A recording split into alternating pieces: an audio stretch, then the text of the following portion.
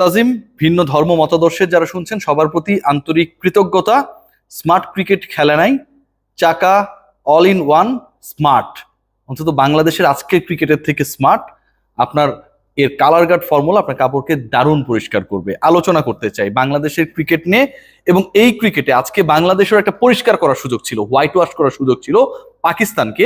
সেখানটায় Bangladesh team management, Bangladesh captain, Bangladesh selection প্যানেলে যারা থাকেন তারা দলের সাথে ঘোরেন, বিভিন্ন দেশে যান, তার মানে তাদেরও কোনো না কোনো ইনপুট থাকে।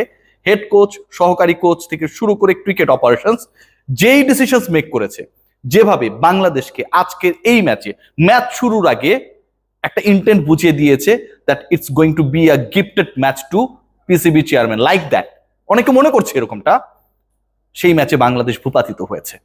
আগের 4টা টি-20-তে টানা জেতা শ্রীলঙ্কা এন্ড পাকিস্তানের বিপক্ষে বাংলাদেশ দল আজকে যেই ম্যাচটা বাংলাদেশের ক্রিকেট ইতিহাসের one of the glorious match হতে পারত, কারণ এটাতে জিতলে বাংলাদেশ পাকিস্তানকে 3-0 হোয়াইট ওয়াশ করতো।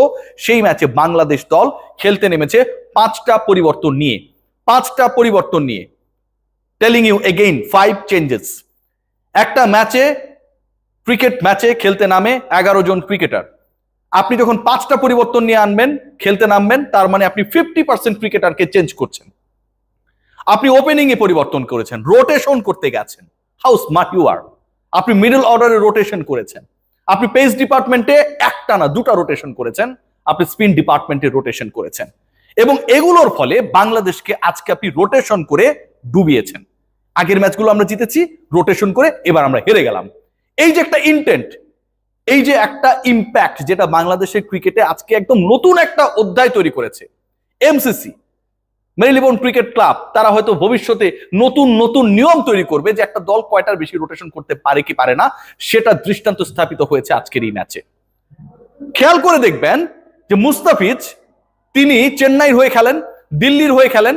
মুস্তাফিজকে প্রত্যেকটা ম্যাচে খেলানোর জন্য সেই দলগুলো উদ্গ্রীব হয়ে থাকে। আমরা যখন মুস্তাফিজকে পাই, তাকে আমরা রোটেশন করে বসিয়ে রাখি।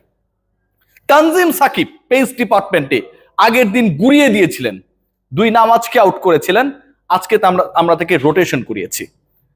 বিশ্বের সবচেয়ে জনপ্রিয়, সবচেয়ে হেকটিক ক্রিকেট লিগ আইপিএল এর দিকে যদি তাকান, সেখান থেকে মোহাম্মদ সিরাজ কিংবা জাসপ্রীত বুমরারা রোটেশন করে খেলে, রোটেট করে তাদেরকে খেলানো হয়? Definitely not. This is a 2020 game, not test cricket. Bangladesh দলে 3 ম্যাচ টি-20 সিরিজে, যেখানটায় আগামী 1.5-2 মাসে বাংলাদেশের কোনো খেলাই নাই, সেখানটায় আমরা রোটেশন করাই লাস্ট ম্যাচে এসে। কতদিন পর বাংলাদেশ একটা দারুণ ওপেনিং পেয়ার পেয়েছে, ভাবতে পারেন?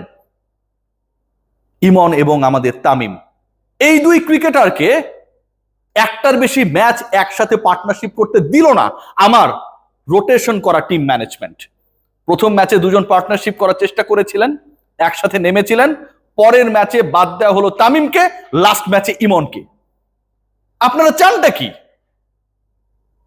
Virender Sehwag, Sachin Tendulkar, Adam Gilchrist, Matthew Hayden, এই যে পার্টনারশিপগুলো বিভিন্ন সময় আমরা দেখেছিলাম ওপেনিং এ বিভিন্ন দেশের, বাংলাদেশের ফর্মুলায় গেলে কেউ কোনোভাবে স্থায়ী হতে পারতো না। মিডল অর্ডারে আপনি আজকে মেহেদী হাসান মিরাজকে